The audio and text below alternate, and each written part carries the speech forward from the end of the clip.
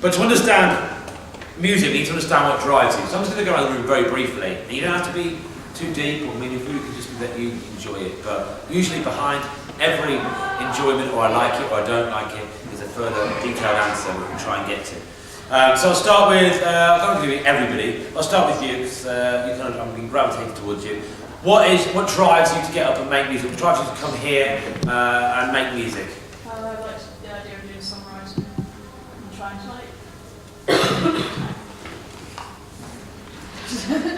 Okay. I like the idea of putting a message across to people. Great, okay, message, great. So something to say. Yes, sir. Okay, so I would like to know more about music production during the course. Sorry, is that, you mean, you want me to answer that question? No, Well, that's what makes you do music. Sorry? That's what's making me do the course. Oh, brilliant, you want to know more about music production. Yeah. So you're into the mixing and the art and the craft and the kind of the technical aspects of why music is put together technically, right? Yes, that's the software. Yeah. Brilliant. So that strives you. Down at front, sir, here. I just love music. I think just music is a beautiful thing. But yeah, I'm a music producer. Yeah. I love that. You're like the one that guys just everything's great, man. I don't know how one would say it. It's like beautiful. That's great. So you've got this real kind of deep passion with a connection to music. Yeah, great. Here. I want to be famous. Great. I just like music, I sing my songs, but me and Mark will be famous. Yeah, great. And that is just as an equal, you all laughed about that, and because it's so honest and raw, and honestly it's a bit like, well, okay, great. And that can come across as like, well, the guy thinks he's going to be famous, but that's one of the most truest answers you'll get, and most honest answers you'll get. It's like, no, this is what I want to do. Great, thank you for that. That's a brilliant answer. Yourself here. I don't know, just the improvement, that you come to improve and you're doing what you want to do, so it's just So constantly trying to better yourself. Yeah. Great. Thank you, great. Here. I really enjoy it when other people like the music that I've written, so that's just makes me keep on doing it. Great. So you write for you're writing for other people, which is actually the best way to write. Yeah. Because someone said to me the other day, the student kicked back from what I was saying, which I love a debate, because I'm not always right, of course I'm not. She said to me, well, John, why do you always say this? Why do you always say that, why does it have to be why does everything have to have a reason or a purpose? Why can't it just be why can't it just be? Because I said, if music were never to be heard, it would just exist in a vacuum. There's no point. Art can never be just kept, okay, in my opinion, okay? Because even when you're doing it for yourself alone, you're doing it for a reason. That could be catharsis, and by catharsis I mean you're healing from something. It could be to vent your feelings or anger, so it can never exist in a true vacuum, And I think art should always be heard, because I think everyone's got something to say. I think it's really important. Anyway, yourself there, sir. I like being on stage with a group of people, making music and making other people happy and similar to that. And Right. Making other people happy with my music. Great. So you get a lot of reward out of making other people happy. Yeah. Great. And the end here. Same as Ben. Great. Let's go to our people. What do you make music? What are your drivers? Confidence. Okay. Yeah. Self-assurance. That's good. There.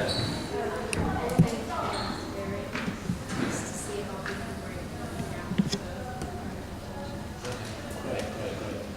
I'll keep moving around. Yeah, I'm going to do everybody. I'll see if you're intermittent. Lady there in a second. Right. I'd say it's just what I'm really passionate about. I really love performing. I really enjoy when I feel my depth while I'm singing. It's just pretty hard to explain, just something really spiritual. So Yeah. And what is that feeling? If you could bottle that, what put a label on it, what would you call it? I don't know, in general, I'm feel shy and really emotional. When I'm on stage, I just feel like that's just something in me that I can't control. Great. And you shouldn't control it. It's just that feeling. So you're a different person. Yeah. Yeah, kind of. free of any constraint, liberated and free. And that is the true thing about great artists, is that any great artist will never be apologetic when they get up here, because essentially, even by this very nature of this in a psychological term, I'm up here and you're down there right now, okay? It doesn't make me any more important in my mind, but it has a psychological effect. I'm up here and you are down there, i.e. I'm higher and you are lower. If I came in down here, like this. Hi guys, how you doing? Right. Instantly, I feel now I'm on the back foot a little bit, okay? So when people are watching your music, watching your art, and you come on stage like this, like, people want to buy into you, because do you know why music exists in live performance? Is because people see a bit of themselves in you right there. And that is it, in a nutshell. Because people want to be you in that moment, okay? Not all they want to be on stage, but they want that feeling of empowerment in that space. It's very psychologically powerful when you go to a gig or you go to a football match and you're surrounded by your friends and colleagues and you're chanting, but you're on that pitch, and in that moment you kind of see a bit of you in that footballer scoring that goal. And you get a feeling, or you see Beyonce on stage, or you see any of your band, and it's like, oh my God, wow, yeah. And that's all that's all an artist should ever want to do. Should just be holding up a mirror to see yourself in. Keep that with you, because that will serve you very, very well. So when you see artists that come up like yourselves, and they're all a bit apologetic, you've not taken ownership of your work. So literally, the more confident you can be up there, the more the illusion stays, that, you know, and the more the audience are with you. Really important. Great. So I went off track there. Biochemistry. Let's go here. Well, I guess songwriting is sort of my passion, and I love performance. It's great. Yeah. And what do you again, in university, we don't ask. We never say, it's never good enough to say you like something or anymore in university. So I ask you a question back, it's like, why do you write songs? I guess it's just other ways to say things. But I guess when you write songs, they have hundreds of different meanings to it. Like, whoever's listening to your song, it means something different to them. Yeah. Like, you could take things differently, whereas your own meanings will be different. Great. Just so you connect with those different people. Great connection. That's great. I'm going to just move a bit further forward. You there, Sarah? It's like the sheer enjoyment of being on stage with hearing my best mates. It's like, I don't like, I'm not on Deflection. No, but it's just like, it's not a feeling you get from anything else. No, it's like, not true. On stage, you can't particularly see anything except the people that are there with you. And it's like the feeling, it's like how close the feeling is with them compared to like what it is with other people. Yeah, so real like unity amongst the people that are recorded. It's that vein of like, it's coursing through the blood of you at that time. It's like everyone's on the same page and everyone feels the same thing, and it's a very, very powerful connection. Absolutely. Talk about your programming. Let's go to the girl. Yeah, you can talk about it. No, I'm not music. Oh, you're not music? What do you do then? You're a person? I teach. Oh, you teach? What do you teach? I teach some sport learning. Okay, right. So, Why do you do what you do? I just love it. Just I love to help others and see their life change really. Right. In the sport. Yeah. That's what drew me towards that. Yes, right. Yeah. Right. And then what is interesting, we'll go back to that point there, is that when you play for 20 people, 10 people, 30 people, it's very, very scary. But trust me, when you play for 80,000 people, it is not as scary as you think. Because the dissociation is so big now. Like, if I played for you now, can I tell you, my heart would probably be racing, even though I probably know what I'm doing. Because I can see every one of your eyes and your reaction to your eyes and what you're doing. If you play to 80,000, like we did for 2 years at the end of that tour, the stadium tours, they just disappear. It's just a noise, it's just a set of bands, it doesn't really, it's an incredible feeling, but it's sort of like that everyone disappears. It's like one blob. It's like really weird sort of sense. It doesn't, if that makes any sense. It's like no matter how many times you do it, you're like, no, can't see that person, can't see that person. Great. Let's go down to the end there. What makes you make music? Wow.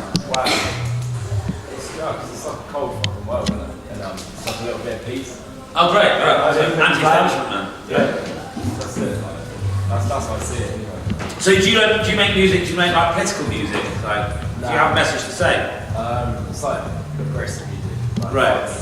hard- So you're kind of raging against the proverbial machine. no, not really. Just You should, no, that's absolutely fine. no, We need no, people like it's you. not Like, really political. It's more like stuff in like. It's just like- it's that kind of thing. Yeah. yeah, it's like angst. Yeah, Yeah, right, it's right, like- yeah. It's like, yeah, right. It's good. So yours is an outlet, really. Yours is kind of like, Yeah, absolutely. like rather than weightlifting or going to the pool or gym. Yours is kind of like it's energy that's coming out. Yeah. I like Yeah, that. it's good. I met you earlier on, didn't I? What about you? Huh? What about you? What do you make music? I don't know, it's just the feeling on stage you get. Right. Whilst everyone watching, everybody's enjoying you with other people. That's pretty much the feeling. Gentleman at the back there. How do you Yeah. make music? I don't know. I just want to make a hit song, blow up, and be as good as Drake. Yeah. I just want to be the best. That's it. Right. Yeah. Okay, cool. And we'll do one more over here, maybe there in the middle. I don't know, it's a completely different atmosphere and you can express so much from music. Yeah, I don't know, it's a passion, I've done it for so long. Yeah. And it's worth discovering what got you into music in the first place and what made you shine, because it's that same feeling, because over your careers, your music, like love for music as a career will wax and wane. It will pull and pull, just like any job, like any relationship that needs work, like these people that have been married for 20 years, what's equal to a long-lasting relationship, it's communication and trust and understanding, all those things, is that your relationship with music will push and pull, and sometimes you'll love it, and times that you'll find it struggling. If you've ever watched the Swedish House Mafia documentary, which I do recommend you watch, directed by Spike Lee, they sit in a hotel room and they're at the peak of their sort of success, and they just want to get out of there, because they're like struggling against it with their minds, and the DJ is more powerful than any artist. In fact, I think if you're going to go one level higher than an artist on stage, like Beyonce is the world's most successful DJ, and I don't think there's a bigger rush or high than the DJ. There's something about that DJ that commands a whole room, like hundreds of thousands of people, like one person is worshipping them. Because even on stage with like one artist, you've still got a band, you've still got dancers and choreo. When there's one person who's playing these records out, there's something very powerful about that. So it's always important to understand when your relationship with music waxes a bit and wanes a bit. Remember in your heart of hearts, where you started, how it felt, that first chord that you hit. And I'll tell you how mine came about. Mine came about through escapism. Now, I didn't really ask anyone to raise their hands in this situation, but, escapism was a big thing for me in music. And I was 11 years old, and I sat on a climbing frame in my back garden. And at the time I had a Walkman. I don't know if you ever know these things, probably not. But it was way before MP3. And it was like a tape cassette. You seen a tape cassette before? Yeah. No, some people won't. They weren't very good. They used to tape used to come out of them. They used to get pants and then try and wind them back in. Anyway, I had my little headphones on. I was like the cool kids, listening to music like that. And I used to put these headphones on because my mum and dad were around me so much in the house. So, for me, going out there and sticking this music on was like a way of me escaping quite a difficult time that was happening in the house. And for me, I felt this surge of love, and I felt this surge of love. When I heard this chord, I brought my granddad's tapes, and one of them was a gospel record, a live gospel track, and these chords were moving, and it was like, I was like a little boy. I was like this. And it took me away, and ever since then, every time I hear those same chords, it almost evokes the same sort of feeling inside me. I don't remember that time all the time, obviously, every time I hear an A-7, but I hear these flavours of these chords, and I just remember that feeling and that sense of certain chords that just are like, oh my god, that feels good, or that feels good, that chord feels good. I've always loved rich harmonies. I've always loved big melodies and rich harmonies. So I've never been that kind of. But it's always good to remember how you started to create that music, because it's that very part of you that will always be there. So it's always good when you're going further into your careers and the times get hard, blah blah blah, that it's remember where you came, remember not where I started from the bottom now, really, but remember where you came from, in terms of that music. Can we have the next slide? Is everyone still good here, by the way? If I'm right, you do tell me. Pathways and options of music. I don't know how much you need to discuss this because this is part of another part of an industry talk. We talked about being a session musician, a producer. We talked about being a artist. Does anybody else want to be in like music business here, or is that just the business side? What sort of side? Probably A&R stuff. A&R, so you're finding people's records. Yeah. What does A&R stand for?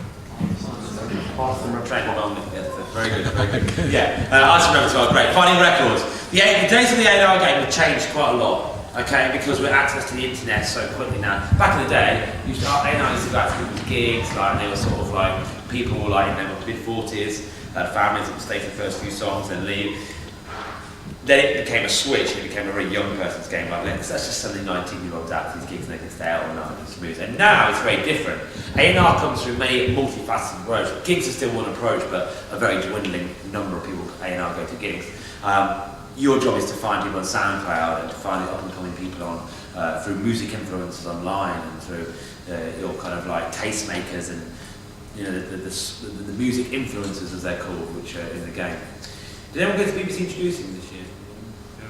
Okay, cool. There was a couple of kids talking about the grime scene, and I went and I stuck out that sort of film. But I was really interested in the idea of them, and they had got to 1.5 million Instagram followers, and they were spitting out records for people. They just go and find talent, and they would spit them out onto Instagram, and they would cash in on them, and they would sign them essentially. So the A&R again is changing rapidly.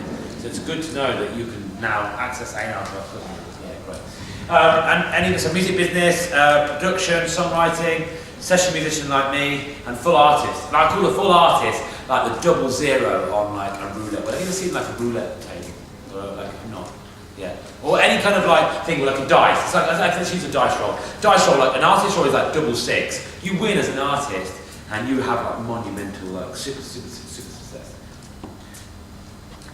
But you could roll 0.